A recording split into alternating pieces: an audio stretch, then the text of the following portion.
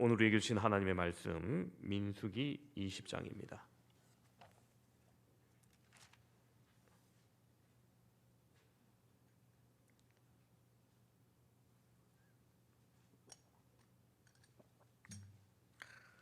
민수기 20장 1절부터 13절까지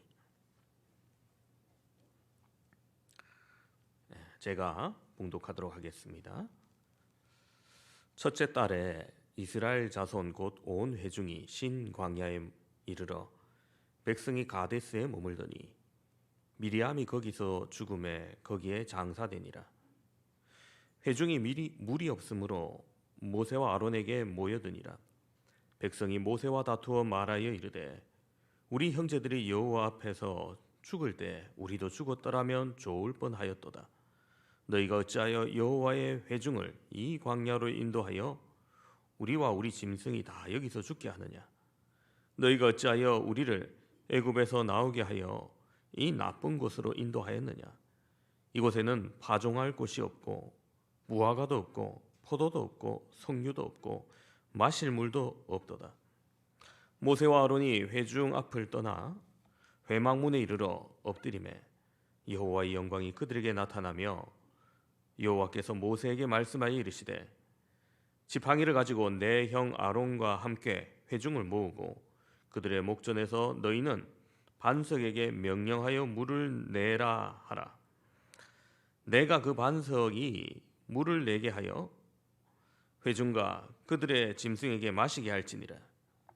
모세가 그 명령대로 여호와 앞에서 지팡이를 잡으니라.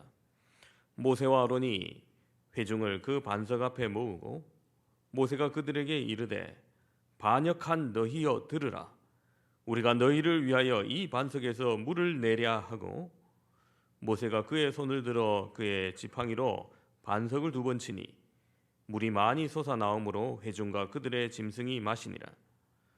여호와께서 모세와 아론에게 이르시되 너희가 나를 믿지 아니하고 이스라엘 자손의 목전에서 내 거룩함을 나타내지 아니한 거로 너희는 이 회중을 내가 그들에게 준 땅으로 인도하여 드리지 못하리라 하시니라.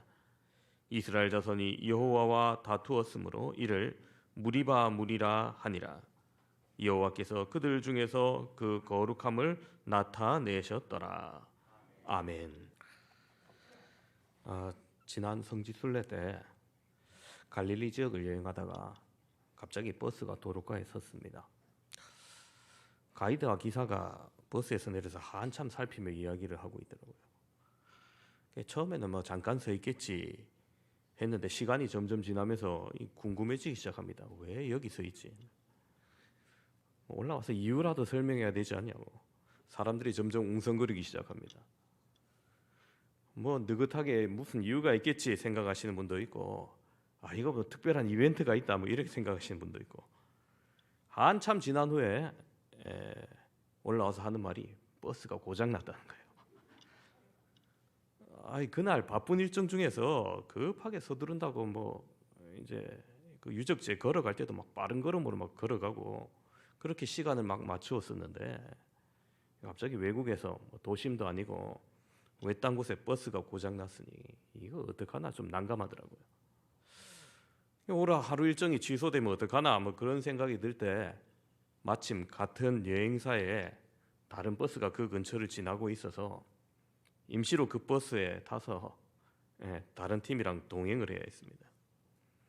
우여곡절 끝에 그날 일정 다 소화해냈고 고장났던 버스도 저녁 전에 고쳐져서 숙소로 우리 팀을 싣고 갈 수 있게 되었습니다. 이처럼 갑작스럽게 만나는 사고에 사람들이 당황할 수도 있고 또 그 문제를 잘 해결할 방법도 또 있는 거죠. 오늘 우리가 읽은 본문에서도 출애굽 여정 가운데 갑작스러운 문제가 발생합니다. 여러분, 오늘 우리가 읽은 이 민수기 20장 말씀을 이해하기 위해서 이 장소와 시간이 언제인지 아는 게 중요합니다. 이집트에서 탈출한 이스라엘 백성들이 가나안에 들어가기까지 총 40년의 시간을 보내었습니다. 그런데 이 20장에서 1절을 보면 첫째 달에 이렇게 기록하고 있어요. 그리고 20장에서 미리암이 죽고 20장 1절에 미리암이 죽고 22절 이후에는 아론의 죽음이 나타납니다. 그러면 20장은 거의 출애굽 마지막 시간입니다. 40년, 마지막 40년이거나 한 39년이나 이럴 거예요. 그 첫 번째 달에 모세의 누이 미리암이 죽었다는 겁니다. 이게 20장의 시간입니다. 그리고 장소는 어디라 가리키느냐 보시면 1절에 역시 백성이 가데스에 이르니라고 기록되어 있습니다. 신광야에 이르러 가데스에 머물렀다. 구약 성경을 잘 아시는 분이라면 이 가데스라는 지명이 얼마나 한탄스러운 지명인지 미리 아실 겁니다. 여러분, 애굽에서 가나안까지 빨리 행군하는 군인들끼리 그렇게 줄지어 갔다면은 여러분 한 2주 만에 갈 수 있습니다. 40년이나 걸릴 이유가 없어요. 여러분 40년이면은 이집트에서 우리나라까지도 걸어올 수 있습니다. 그런데 바로 그 상당한 이유가 가데스, 특히 이 가데스 바네아라는 지명에서 있었던 사건 때문입니다. 이스라엘 백성들이 애굽에서 탈출해서 시내산에서 십계명 언약을 받고 하나님의 백성답게 살 수 있도록 하나님의 성막 준공을 명령받게 됩니다. 그리고 그 명령에 따라 모든 준비가 끝나고 가나안에 처음 들어가기 위해서 목전에 섰을 때 12명의 정탐꾼을 보냅니다. 하나님의 명령은 아니었고 하나님께서 허락하신 바입니다. 바로 그 정탐꾼을 보냈던 장사가 가데스 바네아입니다. 이때가 출애굽한 지 채 2년이 되지 않았던 그 정도 시간이었습니다. 그때 가나안으로 정탐을 갔던 12명의 정탐꾼 중에 여호수아와 갈렙 이후에 각 지파의 대표들은 하나님 말씀을 믿지 못하고 가나안에 대한 부정적인 보고를 합니다. 가나안 땅이 좋기는 하나 그 땅에 성이 견고하고 그 사람들의 기골이 장대하고 무기가 철제 무기가 있고 철병거도 있고 우리는 정복할 수 없다. 우리가 망했다면 그런 부정적인 보고를 합니다. 이스라엘 백성들의 이 믿음 없는 보고 여호수아와 갈렙은 오히려 아니다. 그들은 우리의 밥이다. 하나님께 함께 하시면 우리가 능히 이길 수 있다 했지만은 그 보고는 믿지 아니하고 이 부정적인 보고를 통해서 원망과 불평이 넘쳐날 때 하나님께서 그들을 진노하셨던 곳이 바로 이 가데스입니다. 그 결과 20세 이상 어른이 되었던 출애굽 세대는 여호수아와 갈렙을 제외한 그 누구도 가나안에 들어가지 못하리라는 하나님의 명령이 떨어집니다. 그리고 그때로부터 약 38년이 지나서 출애굽한 지 거의 40년 만에 이곳 앞에 온 겁니다. 그때 20세 이상의 사람들, 지금은 대부분 다 죽었던 거죠. 이제 남은 사람들은 2세대 사람들입니다. 애굽에 있을 때 미성년자이거나 아니면은 광야 생활 가운데 태어났던 다음 세대들입니다. 여러분, 한 여행을 무려 40년 동안 한다 생각해 보십시오. 이 40년의 시간 가늠하기조차 힘듭니다. 한 4박 5일 어디 여행하고 나면 빨리 집에 가고 싶지 않습니까? 근데 40년을 그렇게 방황하고 돌아다녔다. 그 체감 시간이 얼마나 멀까요? 우리나라 역사에서 일제강점기 36년의 시간 참 특별합니다. 절대 잊을 수 없는 고통과 수탈의 시간이었죠. 예전 교회에서 가장 나이 많으신 분이 직전에 교회 1919년생 할아버지가 계셨어요. 지금은 100살이 넘으셨다. 예, 그때 제가 있을 때는 이제 90세 후반 정도로 일 가셨는데, 근데 그분이 너무 건강하세요. 그래서 주일 아침에 가장 먼저 나오시고 주보도 다 접어 놓으시고 막 그러시는 분인데, 여러분 그분들 세대를 한번 생각해 봅시다. 1910년대 태어나셨던 분들, 태어나 보니 청년 때까지 나라는 없고 일제가 아시아 전체를 집어삼키려는 강대국이고, 그러다 보니 독립의 기미는 보이지 않고 우리 민족은 끝없이 수탈당하는 시대에 살았을 겁니다. 여러분 그때 느낌이 뭘까요? 태어나고 자라고 본 게 다 그겁니다. 아, 세상이 원래 이런가 보다 그렇게 느꼈지 않겠습니까? 독립이 되기는 할까? 이 나라의 미래는 있는가? 그렇게 유년 시절과 청년기를 보내셨습니다. 36년 동안 평생 그런 환경만 보았기 때문에 그럴 거예요. 이스라엘 광야 세대도 여러분 마찬가지 아닐까요? 출애굽할 때 어린이들 또는 출애굽한 후에 태어난 이 광야 세대들, 태어나 보니 항상 광야입니다. 먹는 것 늘 만나와 메추라기입니다. 뭐 때로는 나무에 열린 유실수도 가끔 먹었을지 모르겠지만은 늘 이 만나와 메추라기가 주식입니다. 하나님의 성막이 진중에 위치하고 불을 기둥과 구름 기둥이 있는데 우리가 막상 그 현장에 간다면 정말 신비하고 은혜롭겠지만 이들은 어떻게 생각할까요? 늘 경험해왔던 세계니까 세계가 원래 이런가 보다 뭐 그러면서 살았을 겁니다. 출애굽 1세대가 거의 죽고 이제 그런 환경 속에서 살아온 사람들이 대부분이 됩니다. 그렇게 이스라엘 백성들이 구성되어 있습니다. 그리고 그들이 지금 돌고 돌아서 40년의 세월 앞에 다시 이 가데스에 선 겁니다. 그곳에서 모세 누이 미리암을 묻고 장사 지내고 아마 모세와 아론도 만감이 교차했을 겁니다. 불평과 시련으로 큰 어려움을 겪었던 그 실패의 땅을 지나서 그리고 오늘날 요단강 동쪽으로 올라가는 길을 가기 위해서 동쪽으로 좀 갔을 것인데 그런데 2절에 이 새로운 광야 세대들이 무엇을 하느냐? 회중이 물이 없으므로 모세와 아론에게 모여듭니다. 그래서 백성들이 모세와 다투어 말합니다. 우리 형제들이 여호와 앞에서 죽을 때 우리도 죽었다라면 오히려 좋을 뻔했다며. 어찌하여 여호와의 회중을 이 광야로 인도하였느냐? 우리와 우리 짐승이 다 여기서 죽게 하느냐? 광야도 광야 나름이지. 이 요르단 쪽으로 올라가는 길은 정말 척박합니다. 그러면서 그 척박한 길을 걸으니까 막 불평이 나오고 물이 없으니까 원망이 나오는 겁니다. 너희가 어찌하여 우리를 애굽에서 나오게 하여 이 나쁜 곳에 인도했느냐?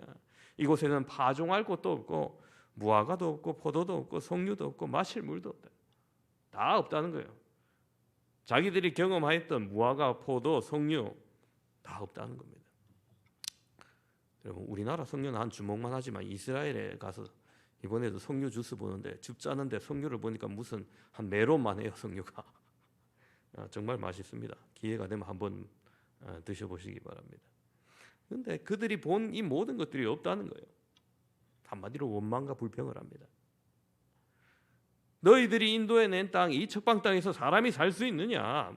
목말라 죽겠는데 왜 이곳으로 인도했느냐? 차라리 예전에 죽었으면 다 좋았겠다. 이런 불평과 원망을 쏟아내는 거예요. 그들은 아직 하나님께서 예비하신 가나안 땅을 맛보지 아니하고 가나안 목전에서 당장 물이 없고 척박하니까 그들 지도자에게 온갖 불평을 쏟아낸 겁니다. 오늘 이 사건이 있는 무리바 쪽으로 성지 순례를 갈 때 찍어놓은 사진이 있어요. 보시면은 버스로 이동할 때 중간에 찍은 사진인데 보면 뭐 아무것도 안 자라죠. 뭐 정말 척박합니다. 그래도 우기이기 때문에 저 길가에 조금이라도 저 녹색이 조금 있는 거지. 우기가 아니면 더 없겠죠. 다음 사진을 보시면은 여기가 그 지나가고 있는 아르논 골짜기인데 모압과 암몬의 경계입니다. 이렇게 큰 산이 있고 골짜기가 있는데도 무슨 나무 한 그루 안 보이죠. 예, 정말 이스라엘 사람들의 불평대로 그 뭐 무화과도 없고 포도도 없고 석류도 없고 여러분 뭐 뭔가 경작할 만한 땅이 보이지 않습니다. 그러나 여러분 아무리 척박한 땅이라 하더라도 여러분 그들은 지나온 역사 앞에서 교훈받았어야 했습니다. 불평과 원망보다는 기도가 필요했던 시기였던 겁니다. 1세대들이 원망과 불평을 해서 저주받아 가나안에 들어가지 못했고 다시 38년 동안 광야에서 지내면서 한두 명 이렇게 다 죽었는데 이제 2세대 또한 같은 땅에서 마찬가지 일들을 하는 겁니다. 여러분 출애굽 초기 시내산에 올라가기 전에도 비슷한 사건이 있었어요. 여러분 그것을 겪은 지도자라면 내가 그 자리에 있는 지도자라면 어떻게 해야 될까요? 이와 같은 역사를 다 알고 있는 모세와 아론 이런 불평과 원망 앞에 어떻게 했을까요? 여러분 이 문제는 바로 오늘날 우리가 문제를 만났을 때 어떻게 해야 하느냐에 답을 얻을 수 있습니다. 첫 번째로 엎드려 기도해야 합니다. 6절을 보시면 모세와 아론이 여호와께 엎드려요. 모세와 아론이 회중 앞을 떠나 회막문에 이르러 엎드리매. 그렇습니다, 여러분. 원망과 불평 앞에 그 자리를 떠나고 기도하고 엎드릴 수밖에 없었던 겁니다. 광야 한가운데 물이 없다는 건 너무나 큰 일이죠. 죽고 사는 일입니다. 갑자기 없는 물을 찾을 수도 없습니다. 사람이 열댓 명이면은 어떻게든지 이슬을 모으든지 선인장에 있는 물기라도 짜든지 해가지고 모을 텐데, 여러분, 이 200만 명이 넘는 난민들을 어떻게 다 물을 공급할 겁니까? 현실적인 방안이 없습니다. 여러분, 오늘 우리도 현실적인 방안이 없어 보일 때가 많이 있습니다. 사업을 할 때, 직장생활 가운데 문제를 만났을 때, 목회 현장에서도, 우리의 건강에 문제가 직면되었을 때도 우리의 삶의 방안이 안 보일 때가 있습니다. 그때 어찌하시렵니까? 엎드려야 되는 겁니다. 하나님 앞에 나와야 됩니다. 우리가 그 문제들 하나님 앞에 두고 기도하고 부르짖을 때 하나님께서 우리에게 지혜를 주십니다. 생각지도 못한 방법을 깨닫게 하시거나 도울 사람을 붙여주시기도 하시고, 내 모든 문제 앞에 스스로 돌아보아 문제를 해결하게 하십니다. 그것이 집착이었다면 내려놓게도 하시고, 마음의 문제였다면 풀어지게도 하시고, 맺혔던 응어리가 풀리게도 하십니다. 기도는 우리의 문제를 해결하는 가장 확실한 방법인 겁니다. 모세와 아론은 그 성난 군중 앞에 함께 분내어 성내지도 않습니다. 누가 더 옳냐 시비를 가리지 않고 따져 묻지도 않습니다. 그저 그 자리를 떠나 엎드림이 먼저였던 겁니다. 여러분, 비굴해 보일 수도 있고 때론 나약해 보일 수도 있을지 모르겠습니다. 그러나 오히려 그리할 때 하나님께서 길을 내십니다. 그때 하나님이 말씀하십니다. 8절을 보시면은 지팡이를 가지고 내 형 아론과 함께 회중을 모으고 그들의 목전에서 너희는 반석에게 명령하여 물을 내라. 내가 그 반석이 물이 내게 하여 회중과 그들의 짐승에게 마시게 할지니라. 그렇습니다. 여러분, 아무것도 없는 광야를 할지라도 하나님은 우리에게 방법을 주십니다. 길을 내시는 거예요. 여러분, 우리 또한 모든 문제 앞에 엎드림의 영성을 회복하셔서 하나님께 해결받으시는 여러분 되시기를 축원합니다. 두 번째로 문제 앞에 말씀대로 순종해야 합니다. 모세와 아론은 회중을 모읍니다. 그리고 회중을 향하여 모세가 외칩니다. 반역한 너희여 들으라. 우리가 너희를 위하여 이 반석에서 물을 내랴 하고 지팡이로 반석을 2번 쳤습니다. 그때 반석에서 물이 나와 백성과 짐승이 물을 마시게 합니다. 자, 물이 나왔으니 모든 것이 다 해결되었을까요? 원하는 결과가 일단 하나님의 은혜로 이루어집니다. 그러나 하나님께서 그에게 뭐라고 말씀하십니까? 8절 중반을 보면은 하나님께서 명령하신 게 이렇게 기록되어 있습니다. 너희는 반석에게 명령하여 물을 내라. 명령하여 물을 내라 하겠어요. 그런데 모세가 행한 바는 무엇입니까? 11절 보면 모세가 그의 손을 들어 그의 지팡이로 반석을 2번 치니 이렇게 기록되어 있죠. 성지순례 중에 이 반석을 만났습니다. 사진을 보여주시면은 이게 지금 무리바 바위인데요. 중간에 갈라진 틈이 모세가 내리친 자국이라는데 글쎄 120세 노인이 얼마나 힘이 좋으면 그럴까 모르겠습니다. 아무튼 저곳에서 물이 나와요. 지금도 나와요. 다음 사진을 보면은 이렇게 옆으로 해서 계속해서 물이 나오고 있습니다. 그리고 이 물은 인근의 중요한 식수로 쓰입니다. 그렇기 때문에 지붕이 있고 벽이 있어서 보호하고 있습니다. 자, 여러분, 하나님께서 명령하신 것, 모세가 행한 것 무슨 차이가 있을까요? 명령하여 내나 2번 쳐서 내나 이렇게 비슷하게 보십니까? 그럴 수도 있겠죠. 그런데 여러분, 하나님은 이 모세의 순종에 기뻐하지 않으십니다. 오히려 진노하십니다. 왜 그러실까? 모세가 행동할 때 한 말을 보면은 우리가 짐작할 수 있습니다. 10절 후반부는 이렇게 기록하고 있습니다. 반역한 너희여 들으라. 우리가 너희를 위하여 이 반석에서 물을 내랴 하고 내리친 겁니다. 그렇습니다. 그의 행동은 단순한 순종이라기보다는 백성을 향한 분노로 반역한 너희라고 명명했고, 그 분노한 백성을 향해서 우리가 아론과 내가 능력을 발해서 이 물을 내겠냐 한 겁니다. 여러분, 끝도 없이 원망하는 백성에게 왜 화가 나지 않았겠습니까? 끊임없이 해결될 문제가 나타날 때 왜 스트레스를 받지 않았겠습니까? 그러나 자신의 혈기보다, 감정보다 하나님 말씀대로 순종하는 것이 먼저였습니다. 저는 이 부분을 읽을 때 참 숙연해지고 부끄럽게 됩니다. 하나님의 일을 이렇게 하는 것이 아니구나. 결국 순종이다라는 사실을 다시 한번 깨닫게 됩니다. 하나님의 일은 자신의 의지와 열정으로 할 수 없는 일이기 때문입니다. 혈기를 부린다고 될 일이 아닙니다. 우리 또한 문제를 해결해 주시는 하나님께 우리가 할 일은 말씀대로 순종하는 것임을 분명히 알아서 하나님의 말씀을 조금이라도 흐트러뜨리지 아니하고 정확무오하게 받아들이며 그 말씀에서 좌로나 우로나 치우치지 아니하는 저와 여러분 되시기를 간절히 바랍니다. 세 번째로, 모든 문제 앞에 우리가 하나님의 거룩함을 드러내야 됩니다. 12절은 말씀합니다. 여호와께서 모세와 아론에게 이르시되 너희가 나를 믿지 아니하고 이스라엘 자손의 목전에서 내 거룩함을 나타내지 아니한 고로 너희는 이 회중을 내가 그들에게 준 땅으로 인도하여 드리지 못하리라 하시니라. 여러분, 모세와 아론은 이 일로 인해서 가나안 땅에 들어가지 못한다고 하나님이 말씀하시는 겁니다. 모세와 아론이 가나안 땅에 들어가지 못한다? 쉽게 이해가 되지 않죠.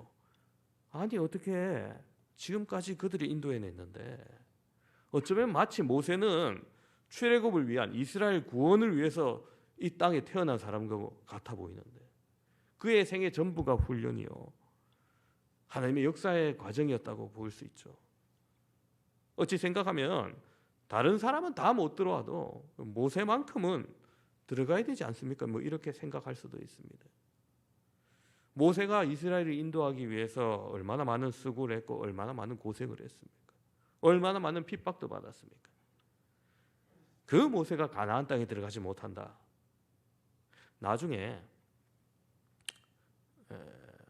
이 동쪽에서 더욱더 북쪽 요르단 쪽으로 올라가서 요단강을 건너기 전 비스가산 언덕에서 이 요단강 건너편 가나안을 바라보면서 모세는 느보산에서 죽습니다.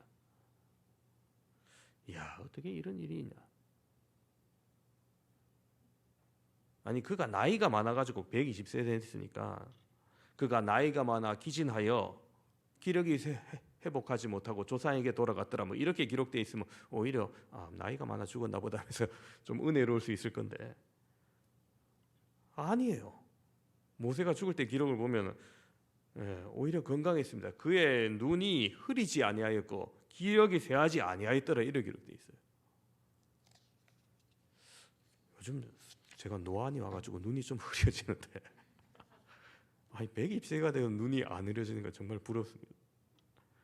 그런데 이 오늘 본문 말씀, 이 사건으로 인해서 나의 거룩함을 드러내지 아니하였다고, 너는 나를 거역하였다고 네가 이 백성을 가나안으로 인도하지 못할 것이라 말씀하시는 거예요. 여러분, 우리는 이 사건을 통해서 좀 가혹하다 생각하실 수도 있습니다. 하지만 이 사건으로 모세를 부르신 이유를 하나님은 분명히 하신 겁니다. 하나님께서 모세를 부르신 이유는 하나님의 거룩함을 온 백성에게 나타나기 위해서입니다. 그래서 하나님은 모세를 처음 부르실 때 이렇게 말씀하시죠. 출애굽기 3장 5절을 보면은 내가 선 곳은 거룩한 땅이니 내 발에서 신을 벗으라 말씀합니다. 그때 모세는 하나님의 거룩하심을 보고 두려워했습니다. 그리고 그 두려운 경외한 마음이 모세를 지금까지 하나님 말씀에 순종하도록 이끌어왔습니다. 그런데 가나안 목전을 둔 이 마지막 시점에서 모세가 실수를 하고 마는 겁니다. 하나님은 그렇게 모세의 불경한 모습을 지적하십니다. 모세는 하나님의 거룩함을 나타내도록 보냄받은 능력의 종이었습니다. 그런데 모세는 잠시 사명을 잊고 자신을 드러냅니다. 자신이 물을 내는 기적을 행하는 대담 있는 사람인 것처럼 행세합니다. 아마도 백성이 계속 원망하고 반항을 하니까 자신의 그런 능력을 한번 보여줌으로써 그들을 제압하고 싶은 그런 충동을 느꼈을 겁니다. 그런데 하나님은 모세의 그런 태도를 매우 섭섭하게 여기신 겁니다. 내가 나의 거룩함을 나타내지 않고 너를 과시한 건 불신이다까지 표현을 합니다. 여러분, 우리의 삶의 자리에서 경건의 모습이 흔들릴 때, 경건의 모습이 잃어버릴 때가 언제입니까? 바로 자신을 드러내고자 할 때입니다. 자신의 능력을 드러내고 과시하고 싶을 때입니다. 자신의 지도력이나 인물이나 학벌이나 재물이나 권세를 자랑하고 싶을 때, 그때 여러분 조심해야 됩니다. 거룩하신 하나님께 영광 돌리지 않고 자신을 나타내고자 할 때, 모든 것이 하나님의 은혜였음을 고백하지 않고 자신의 뛰어남으로 이룬 것이라고 자랑할 때 우리는 경건에서 멀어집니다. 우리가 존재하는 이유, 하나님을 영화롭게 하고 영원토록 그를 즐거워하는 것입니다. 내 자신이 영광받고 내 자신이 즐거움을 추구할 때 불경건해지기 쉬운 것이죠. 그래서 사도 바울은 고린도 교인에게 이렇게 권면합니다. 고린도전서 10장 31절에 너희가 먹든지 마시든지 무엇을 하든지 다 하나님의 영광을 위하여 하라. 여러분, 우리의 자랑은 오직 십자가와 부활, 예수 그리스도뿐입니다. 그것이 경건의 비밀을 유지하는 방법입니다. 자신의 이름을 나타내려고 기념비를 세운 사람들 성경에 있죠. 다 망입니다. 사울은 전쟁에 이기고 자기의 이름을 나타내려고 기념비를 세웠습니다. 다윗의 아들 압살롬도 자기를 위해 기념비를 세웠습니다. 그들 모두 하나님께 버림받아 망했습니다. 그러나 다윗은 승승장구하는 인생을 살았지만 기념비를 세우지 않았습니다. 오히려 전능하신 하나님을 찬양하며 주님께 영광 돌립니다. 자신의 영광을 하나님께 돌리기 위해서 성전을 지으려고 최선을 다합니다. 물론 다윗 때 허락받지는 않았지만 그 아들 때 이룰 모든 재료를 다윗이 다 모읍니다. 이것이 다윗의 성공의 비결입니다. 오늘 함께 예배드리는 사랑하는 성도 여러분, 내가 남보다 더욱더 많은 것을 가지고 있다면 그것으로 하나님께 영광 돌리시기 바랍니다. 내게 주신 축복으로 자신을 나타내지 마시고 하나님의 거룩함을 나타내시기를 바랍니다. 내가 무엇으로 하나님을 기쁘시게 하며 하나님을 영화롭게 할까 기도하시기 바랍니다. 그것이 경건의 삶을 지켜 승리하는 비결입니다. 하나님의 사람 모세는 한순간의 감정을 조절하지 못하고 불신앙의 말과 불순종함으로 하나님의 거룩함을 나타내지 못했습니다. 그 결과 그토록 사모한 가나안에 들어가지 못하는 안타까움을 우리가 함께 봅니다. 그의 불경건한 모습으로 말미암아 한순간에 비극적인 결말을 맞게 되는 거죠. 하나님은 바로 이 모세를 통해서 오늘 오고 가고 있는 우리 모든 세대에게 교훈하십니다. 여러분, TV쇼 진품 명품에 나오는 유물들 가져간 사람들 뭐라고 생각하면 하나같이 진품이기를 바라며 질품일 거다 믿고 가져가잖아요. 그런데 감정단이 딱 보다가 가짜입니다 이러면 한순간에 무너지죠. 여러분, 우리가 하나님 앞에서 가짜라고 판명받는다면 얼마나 당황스러울까요?